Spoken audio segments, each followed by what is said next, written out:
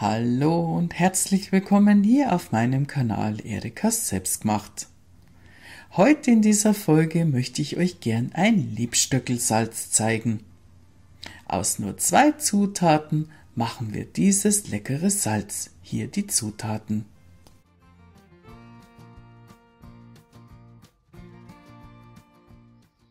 Die beste Tageszeit für die Ernte von den Liebstöckel ist frühmorgens, nachdem der Tau getrocknet ist. Schneidet ihn bodennah ab, so könnt ihr immer wieder ernten, zwischen Frühling und Herbst. Um die aromatischen Blätter zu erwischen, sollte der Liebstöckel am besten vor der Blüte geerntet werden. Diese ist in der Regel zwischen Juli und August. Den geernteten Liebstöckel wasche ich dann einmal im Becken gründlich ab. Anschließend schüttle ich die Zweige etwas aus. Um den Liebstöckel dann gut abzutrocknen, nehme ich 2 saubere Küchentücher und tupfe ihn vorsichtig ab. Der Liebstöckel sollte so trocken wie möglich sein.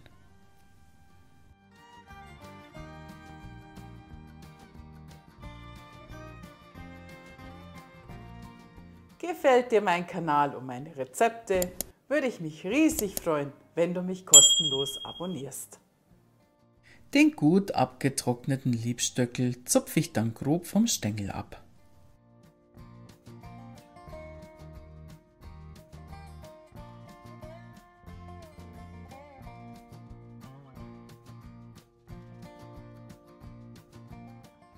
Die dickeren Stiele vom Liebstöckel könnt ihr auch einige für das Salz verwenden. Dazu die Stiele einfach mit einer Schere klein schneiden und zu den Blättern dazugeben.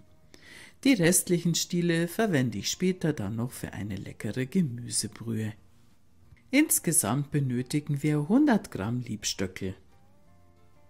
Dazu geben wir jetzt 350 Gramm grobes Meersalz.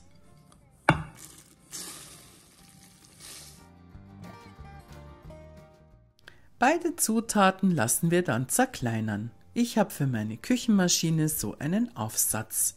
Ihr könnt aber genauso gut einen Multizerkleinerer dafür verwenden, den Pürierstab oder wenn ihr einen Thermomix habt, verwendet den.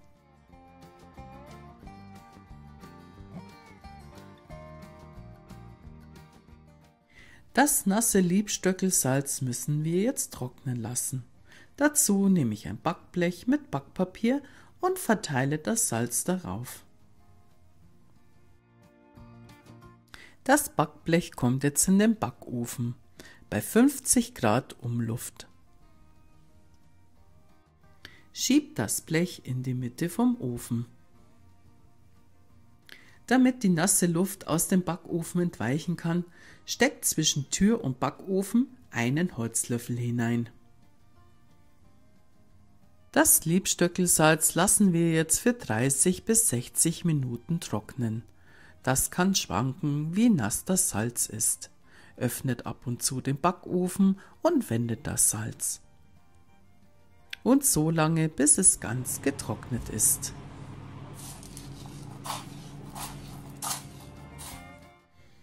Wenn das Salz richtig schön trocken ist, können wir es auch schon abfüllen.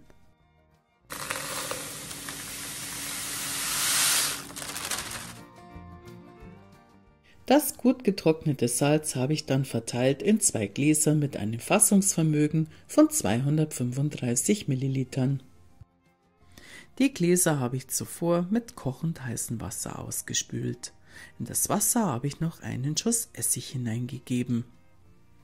Dann nur noch verschließen und das Salz ist jetzt ganz lange haltbar, mindestens ein Jahr und länger.